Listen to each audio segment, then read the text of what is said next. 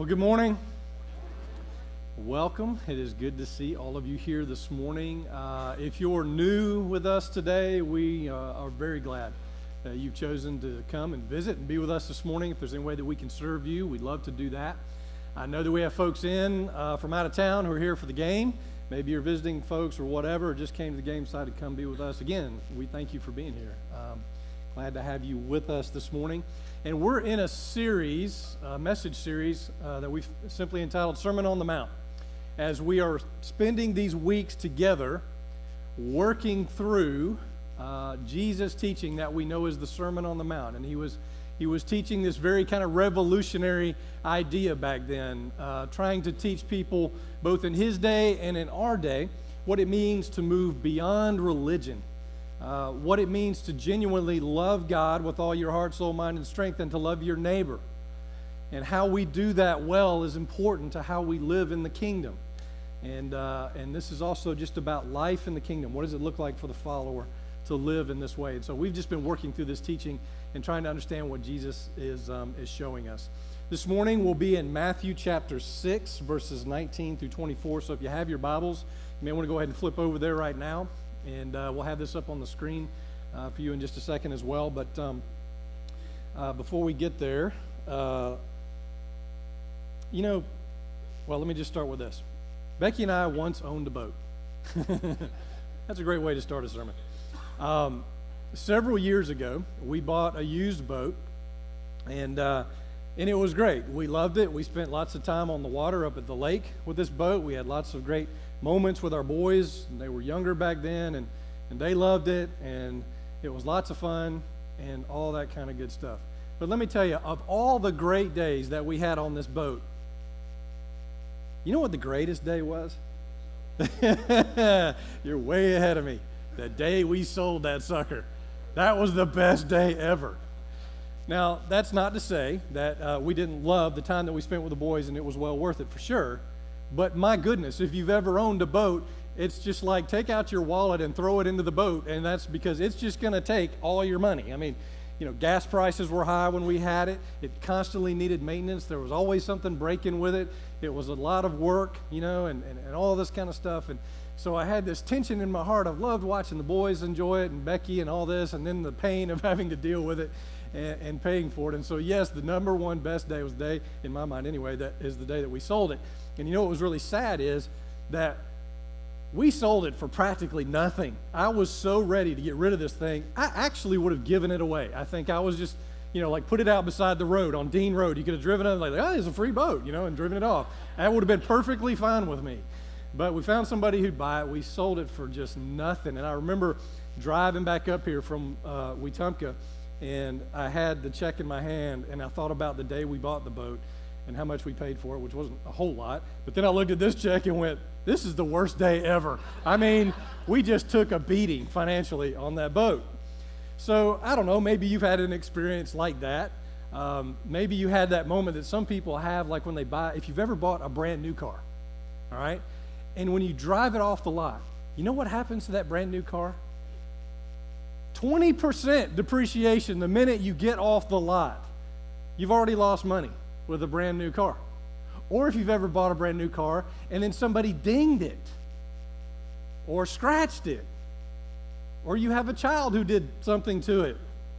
And what does that cause? What does that well up in you when that happens? It's this other thing we have to be careful called anger, frustration. And we get so upset because our new thing has just been damaged. And now what I'm going to have to do is spend more money on that new car, right? Or maybe you bought a house, and shortly after you got into it, you realized you had to move, and then you tried to sell it. And if you had to do that over these last few years, it's possible that you didn't get out of it when you sold it what you had to put into that house, and that's a bad day. Or maybe you have investments or retirement that you've watched over the years go from up here, and instead of moving up and to the right, they're like moving crashing down, like, oh my gosh, all my money, all this kind of stuff. Or, okay, here's your last one. So, have you ever had a yard sale? It's just funny, man. Yard sales crack me up. And like Becky and her sisters had one recently down in Montgomery. And so she's asking me for stuff. And so I'm giving her stuff. And she said, well, how much do you think I ought to, put, what's the price on it? I'm like, $100. And she's like, 100? You can't sell anything at a yard sale for $100. I'm like, 95. You know, she's like $5. What? $5? Do you know how much we paid for that? You know, like old iPods and stuff that I think hold great value still in this world. They really don't. Anyway, my whole point is, you know, we look at these things that we have, and maybe you've had this experience that I've just been talking about, and we get that sick feeling sometimes when our money or possessions do that thing to us. You know, that it causes stress in our life, or we kind of take a beating on something or lose some money or whatever, and we learn something, don't we? Like I learned from the boat. I'm like, you know, I learned something very important about money and possessions. That A, they're not going to last, and B, I don't want my possessions to possess me. Have you ever felt like your possessions possessed you? You spend so much time worrying about them and fixing them and dealing with them and watching them and all this kind of stuff, and you just feel like, man, my whole life is just spent dealing with money and possessions. Have you ever seen that classic bumper sticker that says you can't take it with you? And there's two ways you can think about that. For the world, it would say you can't take it with you, so man, just make all you can and blow it and spend it because, you know, it's going to be gone one day anyway. All right, so you got that worldly philosophy, which is not in the Bible. And then you've got, you know, Jesus would actually agree with this idea that you cannot take it with you. You know, because when we're gone, that's it. All this worldly stuff stays here, right? That's a very obvious thing. But Jesus would say, even though you can't take it with you, you can pass it on ahead.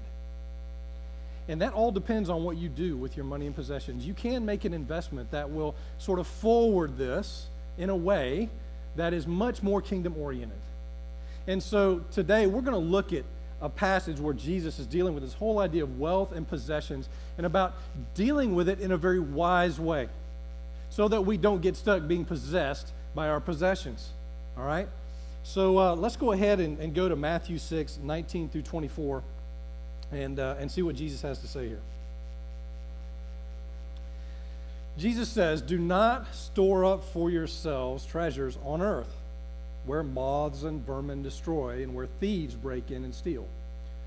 But store up for yourselves treasures in heaven, where moths and vermin do not destroy, and where thieves do not break in and steal. For where your treasure is, there your" what? "Heart will be also." So you need to hold on to that thought here for just a minute. Do you realize that Jesus, in all the teachings that he had, he talked more about money and possessions than he did about heaven and hell combined in the Gospels, which is kind of shocking. He talked more about that than he talked about prayer. 11 out of 39 parables, Jesus either talks about money or uses money as a metaphor. 1 out of every 7 verses in Luke, Jesus deals with the issue of money and possessions. It's like, golly, Jesus, what are you trying to say? I think he understood something about both money and possessions, that it's always something that we're going to have to deal with. And how we deal with it really matters, because it can either bring a fractured life and destruction, or it can bring great joy and fulfillment, and can even be something that is used to grow our faith. And so that's why he talks about it so much. So in this teaching right here, he says, look, don't store up for yourselves treasures on earth. In other words, don't spend all your time, energy, effort building up earthly wealth, and don't make money, good, and material things your treasure. Don't make that your treasure. Don't treasure these things in your heart. Be careful with that. And he's kind of causing us to call into question and really define and refine what is it that we treasure in life. You know, what is the thing that we want to spend our time, money, and effort on? Well, he talks about that, and then he kind of gives us the why behind this. And so it's like, okay, well, why wouldn't I store up for myself things on earth and heaven? And he gives us these 3 things. He says, well, first of all, there's the moth. So a moth did back then, 2,000 years ago, the same thing that it does today. If you get it in your clothes, it's going to chew on them, and it's going to put holes in it.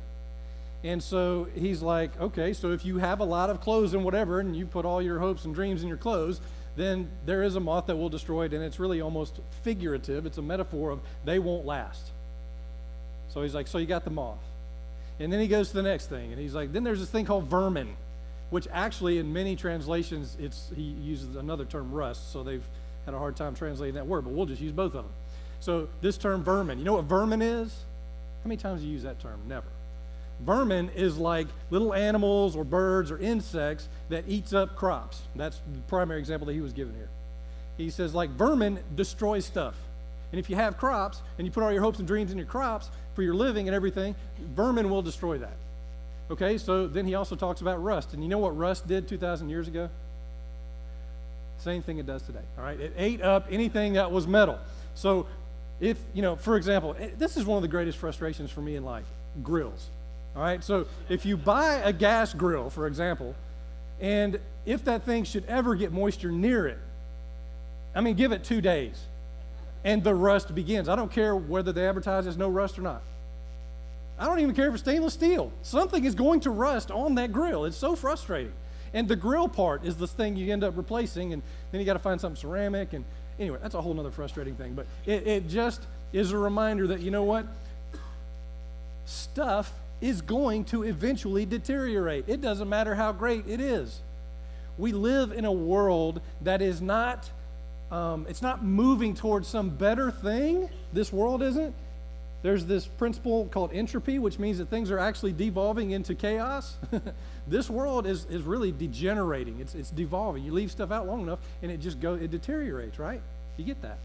Okay, good. All right. And then there's this last thing he says, and then there's this thief. And so he's like, for all you people who are wealthy and have big homes and lots of things that you keep around your house, you have to watch out and worry because there's somebody who might try to come and steal that. So you have to build up walls around your house, which is what they did back then. And you have to sometimes get a guard, and they would even have guards back then who would watch their house so that somebody wouldn't get in and steal all their stuff. All right. So you get where he's going here. And practically speaking, Jesus is making this point, that if you put all of your energy, effort, time, and investment into this world, that is a terrible investment. That is the worst investment you can make. The return on that is no good. You may get some instant gratification kind of return out of something, that money that you spend or something that you buy, but you know what? It will eventually go away. You will have to buy something else to replace that to get that same feeling, right? So anytime you invest in this world, it's a bad investment. Just practically speaking, but also even spiritually speaking. And so you might say, well, Rusty, does that mean I have to give up my 401k? Does that mean I shouldn't have insurance or bank accounts or, any kind of investments, that kind of stuff? I don't think that's what Jesus is saying here. I don't think he's saying, hey, don't make money and don't plan. And that is part of life for sure. And those are things that God has put into our life. But I think he would say, don't put all your hope in that. Whether you have a little or you have a lot, it doesn't matter. Don't put your hope in it. Because it's kind of a hopeless thing.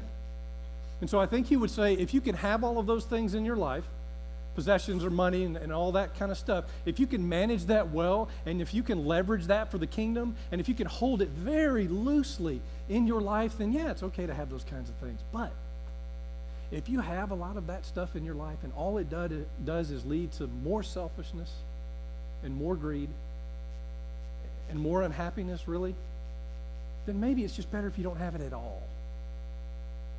Jesus was the master of the hyperbole.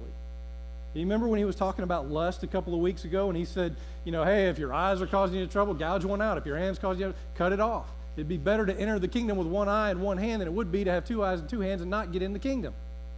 And I think in the same way, he'd say, look, it'd just be better if you didn't have anything, but your soul was in good shape, rather than have a lot of worldly stuff and not make it into the kingdom. You get where he's going here? He's asking this classic question is, what is more important to you and what is more valuable, your soul or your money? And that's kind of like the hard and cold truth here of what Jesus is trying to say. Because that's what it boils down to in some cases if we're not careful. And so Jesus is calling us to change our minds and our hearts from temporary to eternal, and really from passing by to things that are permanent. He's trying to reframe this for us, trying to help us think differently about that. It's kind of like that old joke, you never see a hearse pulling a U-Haul. Is that how that goes? Something like that. I've never done a funeral where we took all that person's stuff and we dumped it in the casket. It ain't going with you. That's just the reality of life. Okay, well, let's go on to verse 22. Jesus kind of expounds on this whole idea. And he says, the eye is the lamp of the body. if your eyes are healthy, your whole body will be full of light. But if your eyes are unhealthy, your whole body will be full of darkness. If then the light within you is darkness, how great is that darkness? And so Jesus is talking about seeing the right things. Seeing the right things. And he makes such a good point here because we all know what it's like when that new catalog shows up at your house right before Christmas. For me, it's Bass Pro Shops. So Bass Pro Shop shows up. I actually canceled it at one point. Like I told them to stop sending it. And it's like they trick you. They don't send it for 1 year and you think you've conquered it, and then they send it the next year. So anyway, so Bass Pro Shops come. And it's like, oh my gosh. Oh, look at that. Honey, look at this. I think it's on sale for Christmas. You know, I could go through and do that for about 20 different things, and I can justify it because it's on sale, right? I'm saving money by spending money. Anyway, and so like those catalogs come, and it's like your eyes feast on these things, or you look at that new car, or you look at that new, scooter, or you look at that new bass boat, or, whatever that thing is, and your eyes kind of feast on the stuff of this world, or our eyes lead us to start dreaming, and start desiring to have things. And we might even say, I deserve that. I deserve that thing. I should have that thing. By golly, I'm such a good person. God wants me to have a new boat. He's like, I would love for you to have a boat. I can't wait to watch this happen to you. It's so awesome. He's funny that way too. He does that. Like, you got to be careful because he'll pull a joke on you if you're not careful. And so, he's like, look, don't feast your eyes on things of this world, because you know what it does? It creates darkness. He even says, what kind of light is a light that is dark? That doesn't make any sense. Don't put more darkness into your life and think you're doing a good thing. So feast your eyes on things that are healthy, that make your eyes healthy. What would that be? Well, how about this book? In this book is everything that he needs us to know. In this book, in these words are his very word. And so if you've ever wondered, what is God's will for my life? Have you read this? Have you read this? Because in there is everything you need to know. And I swear, sometimes Rusty is in here. The word, like my name, is just in here. I can just like, oh my gosh, I think he just said my name. Because it's so much about God and his relationship with us. Or how about if we began to look at people differently in this world around us? What if we began to really have a heart of compassion toward people who are struggling, and it developed a heart of generosity within us? Well, that would be good, wouldn't it? If we see people differently, if we see the world as an opportunity to bring the kingdom of God. If we could be light in the darkness, that would be good, wouldn't it? Well, that's when your eyes get real healthy. And that's when the inside begins to get lit up. And Jesus' whole point throughout all of the Sermon on the Mount is all about this inside. We want to get this inside right, because that will change the outside in a good way. And then he kind of wraps it up with this big overall point, okay, in verse 24. He says, no one can serve two masters. Either you will hate the one and love the other, or you will be devoted to the one and despise the other. You cannot serve both God and money. You just can't do it. And by the way, money is a very bad master. Would you agree with me on that? It kind of looks like this. If you've ever had to pay bills and somebody called you to collect on that, that's a bad day when money is your master. When you're struggling financially and you can't put everything together, all of a sudden you begin to do things you'd never do before. You begin to think about doing things you've never thought about before. Because I got to deal with this financial issue, this situation. We got to deal with it now. And money becomes your master. It's waking you up in the morning. Come on, let's go. We got to go to work. We got to do this. It's telling you what to do. That's a bad day. And God says, and by the way, if you want to make money your master, and however you want to do that, or whatever it may look like, I won't compete with money. I won't sit in that same heart and have you, honoring money as you're trying to honor me. It can't happen both ways.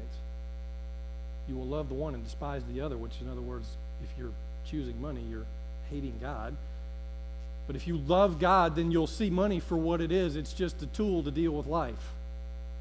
It's not something to be worshipped. It's not something to be held on to. We think we own things. But everything that we have, God has put into our life. So we don't really own it. It's just on loan. You can look at it that way. The things that we have, they're on loan for us to do this life. And so that's why we hold them so loosely like that, so that we're not owned by them. So Jesus kind of gives us a pretty stern warning there. Be careful. Be careful. Someone once said, for every verse in the Bible that tells us the benefits of wealth, there are 10 that tell us the danger of wealth. Just to be very careful with what we do with things. Now, one thing that we do have to do that I think is important is we have to define even this word wealth. We look at the idea of wealth and we say, well, somebody is wealthy because they have lots of money, and somebody is not wealthy when they don't have a lot of money and stuff. And somebody who is wealthy, typically in our culture, we look at, owners of business and well, it's football season. So NFL football players, for example, these are people who are banking millions of dollars, and we think they're good to go. But interesting stat in this book that myself and some others have been working through called Oikonomics.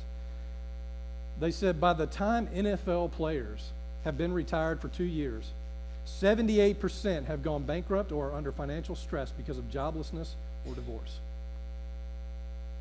Sometimes we look at them and think, man, they got the life. But you know what happens when they get out of that life? They begin to blow through the cash. And they need more happiness. They need another level of happiness. And the next thing you know, they realize the money is going quickly. And it's not long before they're sitting in some little house or an apartment somewhere going, what happened? Except that I put all my hopes and dreams in my money. And you know what? They would discover then that really they weren't wealthy. Because here's the thing, that word wealth, it actually comes from an old Middle English term. And the word wealth means well-being. Well-being. It doesn't mean rich. It just means well-being. I guess it could mean rich in terms of relationships and everything that's in our life. But it's a term that just means well-being. And when you look at when God created this world, He created the perfect scenario right in the beginning. Adam and Eve and the beautiful garden, and everything about this world said well-being. Adam and Eve were wealthy. They had everything they needed in a relationship with God, and the relationship was good until what? What happened? Sin. Sin entered into the equation, and it fractured the beautiful situation, the perfect situation. And then because of that, well-being or wealthy kind of meant something else from that point forward. There were those who were wealthy and those who were not wealthy. It was all built around money and possessions. But Jesus looked at this situation, or God looked at this situation, sent Jesus into this world. Jesus lives the perfect life, dies on the cross to be the perfect sacrifice for us, is raised again on the third day. And through Him, we find forgiveness for sins. In other words, the fracture is bridged through Jesus Christ that was made between us and God. So we find forgiveness of sins, we find salvation, we find hope. And really, you know what we find ultimately? Well-being. And see, it's been God's plan all along to bring Jesus back into this equation, to help restore what was once here, a sense of well-being for all of us. And the only way that we'll be, quote, wealthy is when we give our life to Jesus Christ. And we find that well-being through Him. And that way, whether we have a lot or a little, it doesn't matter to us. Because we put Jesus right in the very center of everything that we do and everything that we have. And then we find that we're in a well-being situation. And isn't that where we want to be? I mean, really. At the end of our life, don't we understand that the happiness comes through relationships?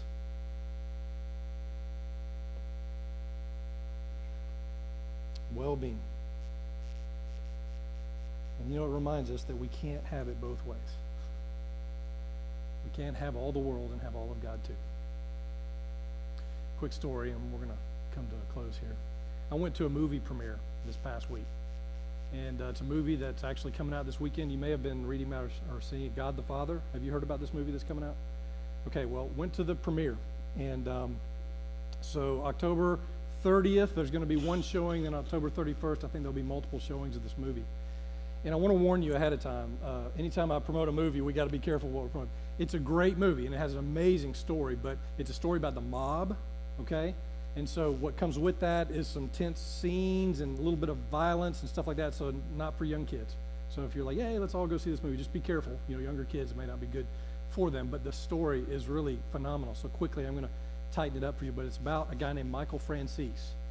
And Michael Franzese was a part of the mob. And if you're old enough to remember this, back in the 1980s, if you were old enough to watch the news, there were many times when you heard about the mob on the news because they were very active back in that day.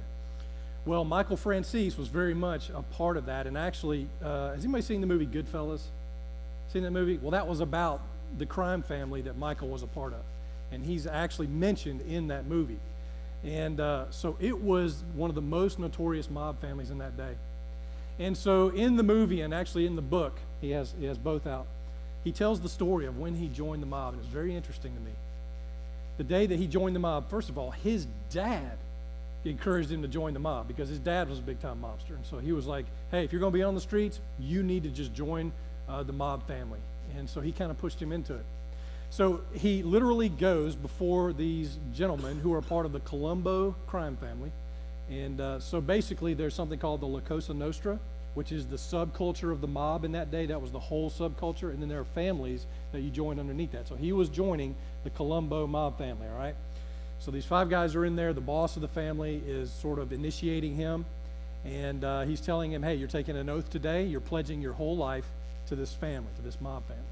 So everything else you've known before, you can forget that because it's a new day for you. And he has him cup his hands. And he puts a picture of a saint, like, I don't know, Saint Michael or somebody in his hands.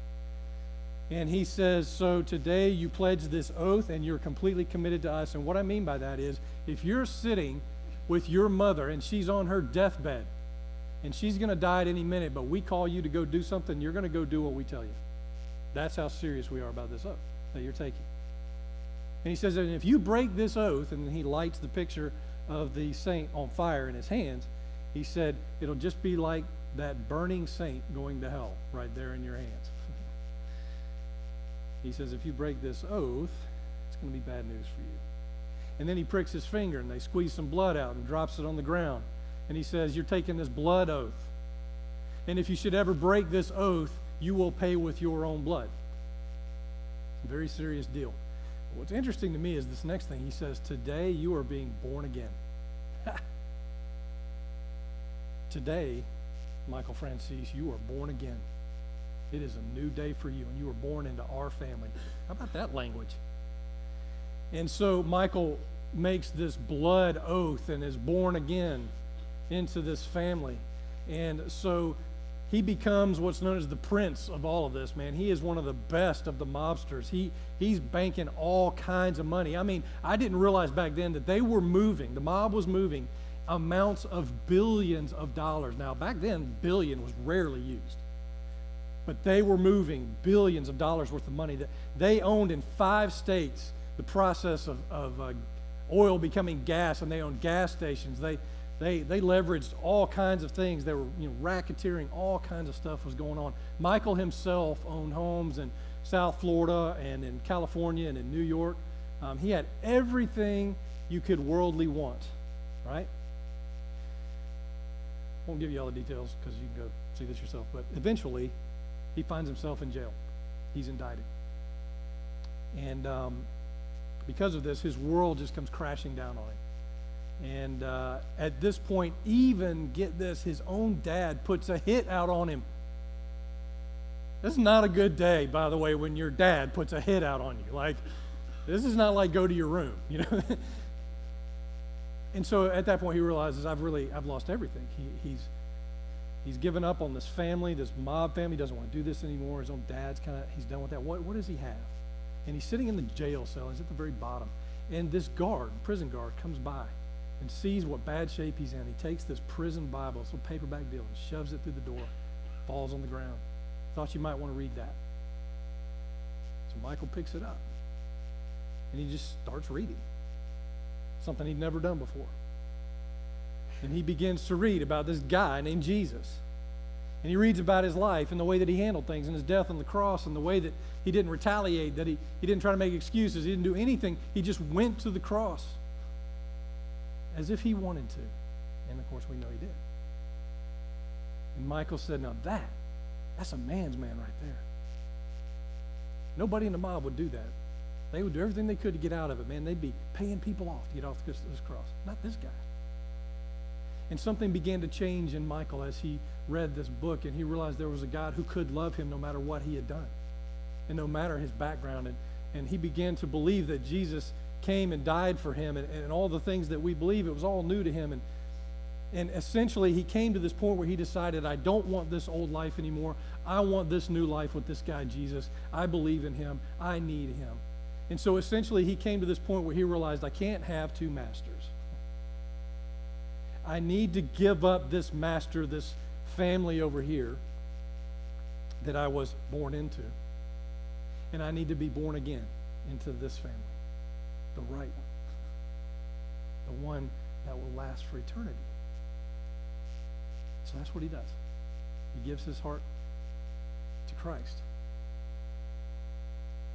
And he mentions this passage, Proverbs 21:2, that says, every way of man is right in his own eyes, but the Lord weighs the heart. We do things that we just think are so right in our own eyes, and we justify stuff that we do in this world. But at the end of the day, it's God who looks right into your heart, and he knows exactly why you do what you do. And he knows what our motives are and what we're thinking. And we remember that not because he's the big eye watching us in the sky, but because he loves us. Because he cares about us. Because he wants us to have the best possible life that we can have. And so I think that Jesus would say the antidote to giving up this whole idea of making your possessions your treasure would be to find a heart of generosity. Find a heart that is as generous as God's heart, as generous as he's been to us. And that we look at all the stuff in our life and it's not mine, it's God's. So I have no problem giving it away because I believe that God is going to be the one who's going to put it back in my life. He's the one who's going to take care of me. And we begin to see investing in his kingdom and finding people who are near us who need help as the better way. That's when our eyes begin to get real healthy. And I think about this statement that Jim Elliot, the missionary, once said. He said, he is no fool who gives what he cannot keep to gain that which he cannot lose. You get that? You can't hang on to it. But everything you get from God, that's eternal. That lasts forever. Now, if any of this has struck a chord with you, and if at any point you've said, you know what, I don't know why I keep hearing about finances today. Maybe today is the day that you need to make a decision to do something different. And I'm going to point you to what Pat talked about earlier with this Equip class. The whole point of these classes is to help us get to the place that Jesus needs us when it comes to money and possessions. So I encourage you, if that's an issue for you, you got Christmas coming up, all this kind of stuff, and you need to get in a better place, come to these Thursday nights and let us practically help you work through that, okay? All right, let's pray.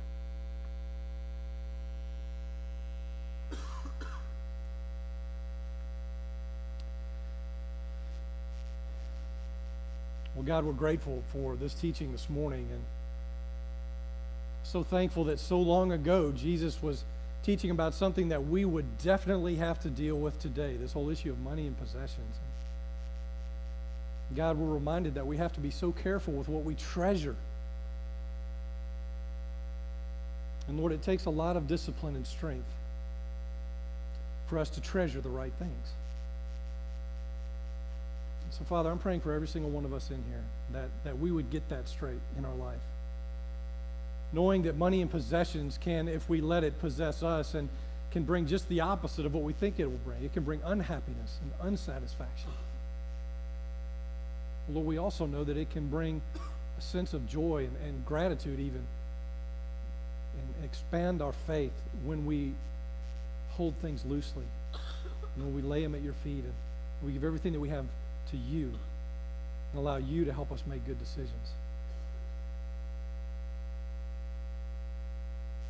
God, for anybody who's here this morning who's just stressing about their money, is in a financial situation that's just very difficult, I pray that you would just come alongside them and just remind them that you're not there to judge, you're there to help, and to give them a better picture of a better future.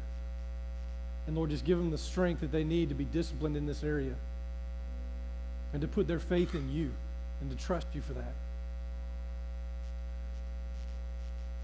And God, we're so grateful that you are the great provider. And that the things that we have, we don't really own. They really are just on loan from you. So, Lord, I pray that we would genuinely place you first in everything that we do, that we would seek you and love you genuinely. So that it doesn't matter whether we have a lot or a little, it doesn't matter. Because you are our focus. You are our heart. You are our treasure. And God, we thank you for the generosity that you displayed by giving your only Son to die on the cross for us so that we could have life and forgiveness and mercy and grace, so that we wouldn't be a slave to sin into this world, but we could be free. We gather this morning to say thank you and to be grateful. So God, we love you. We thank you for the way that you love us. In Jesus' name, amen.